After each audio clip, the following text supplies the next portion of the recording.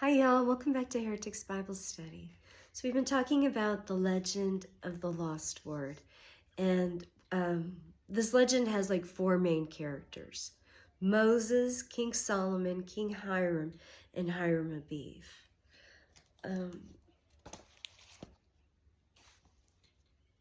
And I guess also the word itself, which is kind of like an entity in and of itself.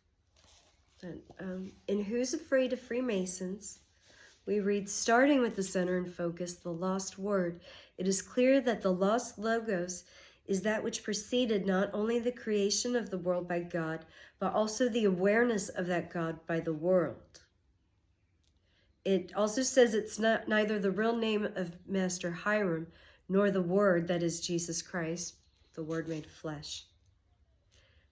But it is the same as Osiris, the sun, considered as the demiurge, the maker of the world under the direction of the supreme being, the word of St. John. In the beginning was the Word, and the Word was with God, and the Word was God. And this word is lost. And the last people that we knew that had it was Moses, King Solomon, King Hiram of Tyre, and Hiram Abiv. This real name of Master Hiram.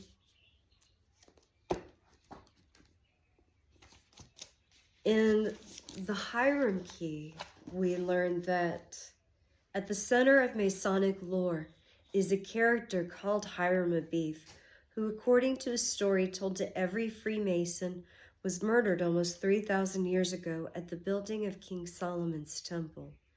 This man is a total enigma. His role as the builder of King Solomon's temple and the circumstances of his horrible death are clearly described in Masonic history, yet he is not mentioned in the Old Testament. For 4 of the 6 years we spent working on this research, we believed that Hiram Abiv was a symbolic creation. But then he materialized out of the mists of time to prove himself very real indeed. Once Hiram Abiv emerged from the distant past, he provided nothing less than a new key to Western history.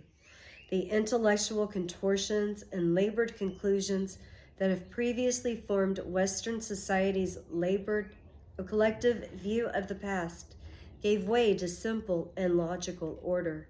Our researches led us first to reconstructing the ancient Egyptian king-making ritual of 4,000 years ago.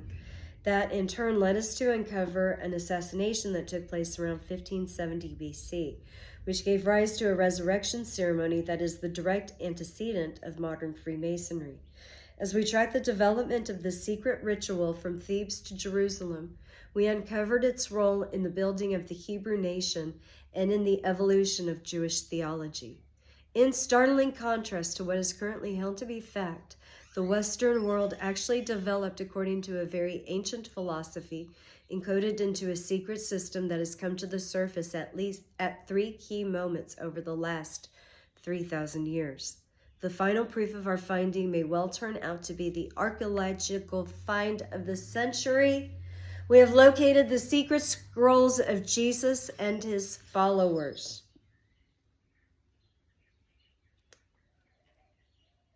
So I guess they had more than the Bible, but we're going to use the Bible for our gold standard.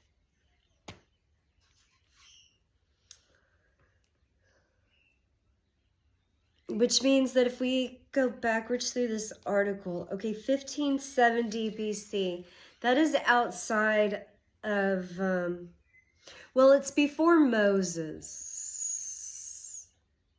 right? I mean, Genesis is like the beginning of the world, but Moses wrote Deuteronomy in 1406 BC. Deuteronomy locates Moses and the Israelites in the territory of Moab in the area where the Jordan flows into the Dead Sea. As his final act, this important time of transferring leadership to Joshua, Moses delivered his farewell addresses to prepare the people for their entrance into Canaan. These addresses were actually a covenant renewal. The book testifies itself that, for the most part, Moses wrote it, and the other Old Testament books agree. Of course, the preamble and the report of Moses' death were written by someone else. And Jesus quotes Deuteronomy 3 times. The word Deuteronomy, meaning repetition of the law, is the name of the last book of the Pentateuch, arose from a mistranslation of the Greek Septuagint and the Latin Vulgate of a phrase in Deuteronomy 17:18, in which Hebrew means copy of this law. The error is not serious, however, since Deuteronomy is, in a certain sense, a repetition of the law. The Hebrew name of the book is Ella Hadabarim. These are the words, or more simply, Debarim, words. So again, the legend of the lost word is that a substitute is now used, and it's not Jesus who was a substitute for the law, for the Lamb. And what else did we say here? All right, so 1406 for the writing for Moses, and then King Solomon reigns around 950 BC, and he's got this date of 1570, which is like outside of the Deuteronomy era. And then we have this mention that Hiram-Abeth is not mentioned in the Old Testament, and yet 1 Kings chapter 7, verse 13, King Solomon sent to Tyre and brought Hiram, whose mother was a widow from the tribe of Naphtali, and whose father was a man of Tyre and a craftsman in bronze. Hiram was highly skilled and experienced in all kinds of bronze work. He came to King Solomon and did all the work assigned to him. He cast 2 bronze pillars, each 18 cubits high and 12 cubits around by line. He also made 2 capitals of cast bronze to set on the tops of the pillars. Each capital was 5 cubits high. A network of interwoven chains festooned the capitals on top of the pillars, 7 for each capital. He made pomegranates in 2 rows encircling each network to decorate the capitals on top of the pillars. He did the same for each capital. The capitals on top of the pillars in the portico were in the shape of lilies, 4 cubits high. On the capitals of both pillars above the bowl-shaped part next to the network were the 200 pomegranates in rows all around. He erected the pillars at the portico of the temple. The pillar to the south he named Yakin. The one to the north he named Boaz. The capitals on top were in the shape of lilies, and so the work on the pillars was completed. He made the sea of cast metal, circular in shape, measuring 10 cubits from rim to rim and 5 cubits high. It took a line of 30 cubits to measure around it. Below the rim, gourds encircled it, 10 to a cubit. The gourds were cast in 2 rows in one piece with the sea. The sea stood on 12 bulls, 3 facing north, 3 facing west, 3 facing south, and 3 facing east. The sea rested on top of them. Their hindquarters were toward the center. It was a handbreadth in thickness, and its rim was like the rim of a cup, like a lily blossom. It held 2,000 baths. He also made 10 movable stands of bronze. Each was 4 cubits long, 4 wide, and 3 high. This is how the stands were made. They had panels attached to the uprights. On the panels between the uprights were lions, bulls, and cherubim, and on the uprights as well. Above and below the lions and bulls were wreathed of hammered work. Each stand had 4 bronze wheels with bronze axles, and each had a basin resting on 4 supports, cast with wreaths on each side. On the inside of the stand there was an opening that had a circular frame 1 cubit deep. This opening was round, and with its base work measured 1.5 cubits. Around its opening there was engraving. The panels of the stands were square, not round. The 4 wheels were under the panels, and the axles of the wheels were attached to the stand. The diameter of each wheel was 1.5 cubits. The wheels were made like chariot wheels.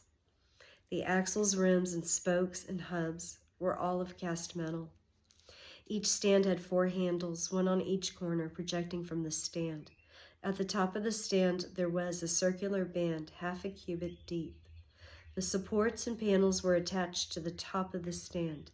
He engraved cherubim, lions, and palm trees on the surfaces of the supports and on the panels, and in every available space with wreaths all around. This is the way he made the 10 stands. They were all cast in the same molds and were identical in size and shape.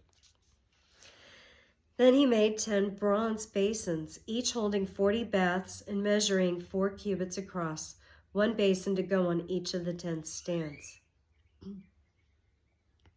He placed 5 of the stands on the south side of the temple and 5 on the north. He placed the sea on the south side at the southeast corner of the temple. He also made the basins and shovels and sprinkling bowls. So Hiram finished all the work he had undertaken for King Solomon in the temple of the Lord: the 2 pillars, the 2 bowl-shaped capitals on top of the pillars, the 2 sets of network decorating the 2 bowl-shaped capitals on the top of the pillars, the 400 pomegranates for the 2 sets of network, 2 rows of pomegranate for each network decorating the bowl-shaped capitals on top of the pillars, the 10 stands with their 10 basins, the sea and the 12 bowls under it, the pots, shovels, and sprinkling bowls. All these objects that Hiram made for King Solomon for the temple of the Lord were of burnished bronze. The king had them cast in clay molds in the plain and the Jordan between Succoth and Zatharan. Solomon left all these things unweighed because they were so many. The weight of the bronze was not determined.